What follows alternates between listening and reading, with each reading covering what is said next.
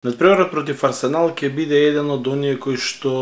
ќе треба да бидат задолжителна лекција за сите луѓе кои го сакаат фудбалот, кои што го гледаат фудбалот и кои што уживаат во фудбалот. Од неколку причини. Најнапред аналитичкиот дел. Тоа е фудбалска формација, фудбалска школа која што кога ќе се спротистави на онаа што оние кои се наоѓаат на нашата страна, на страната која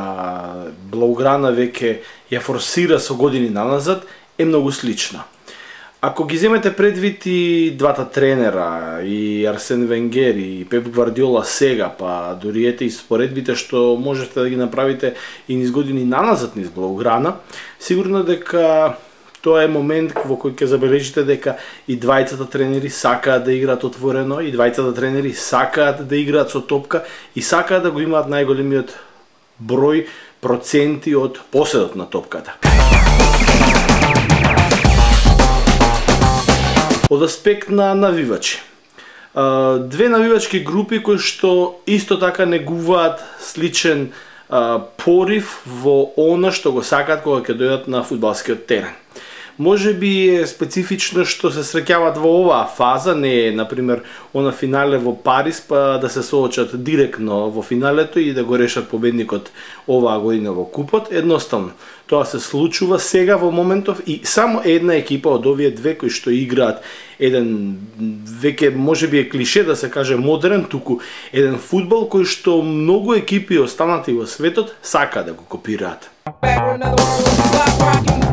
Арсенал во годините наназад, па еве можеби ќе кажам изминатите 6 или 5 години, постојано во првата фаза е меѓу двете или трите екипи кои што е прогласувана за една од најфер екипите кои играат во Лигата на шампионите, една од најпријатниот за гледање фудбал и една од екипите кои што, нели, овие титули се добиваат со најмал број направени фаули во еден надпревар. Тоа се бројки кои што, кога ќе ги споредите оние кои ги споменав на почетокот, желбата за да се поседува топката низ целиот надпревар и да се остварува тој процент, желбата да се има многу шутеви во текот на еден надпревар кон голот, желбата да се игра до финализација на една акција со многу пасови, понекогаш и кратки пасови, иако диагоналите се оние долги се повеќе специфика на Арсенал отколку на Барселона, но ако ја погледнете играта на островото и она на Иберискиот полуостров во такви услови кои што играат и едниот и другиот клуб, ќе ги видите многуте сличности.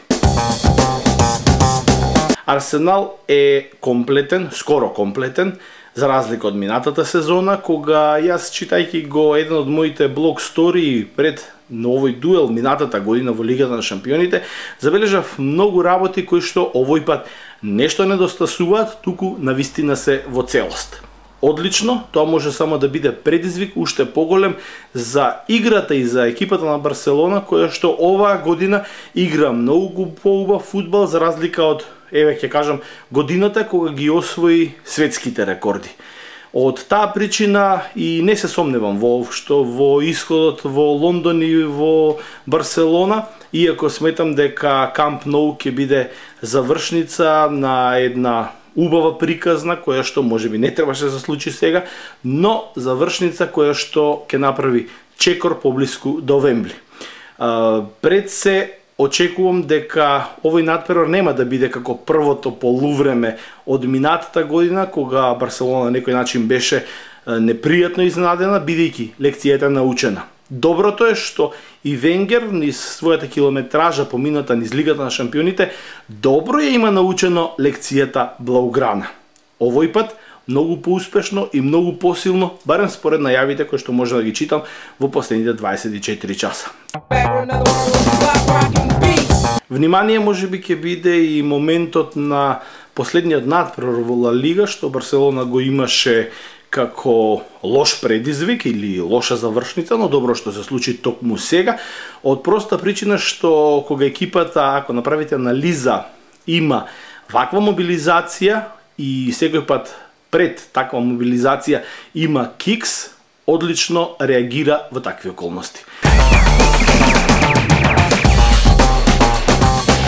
Бускетс во поддршка со архитектурата на Чави и ќе кажам дури Иниеста, нормално во финализацијата со Меси и со Вилја, ќе бидат битната алка и во оние транзиции при одбрана. Нема да ги има веќе оние дупки што ги гледавме на последниот надпревар, поради тоа што веќе мислам дека работите се решени и со самото доаѓање многу порано овој пат на Пеп и на целиот тим, токму сега пред овој надпревар во Лондон. Вчера беше запрашан зошто толку порано, зошто уште во утринските часови фудбалерите на Барселона беа веќе сместени во Лондон и подготвени за тренинг. Многу едноставно одговори, но тука мислам и дека се крие одговорот на целиот надпревар. Рече дека ако веќе нешто треба да се решава, подобро да се решава тука, на лице место, отколку во Барселона, па дури подоцна да доаѓаме, односно да слетуваме во Лондон.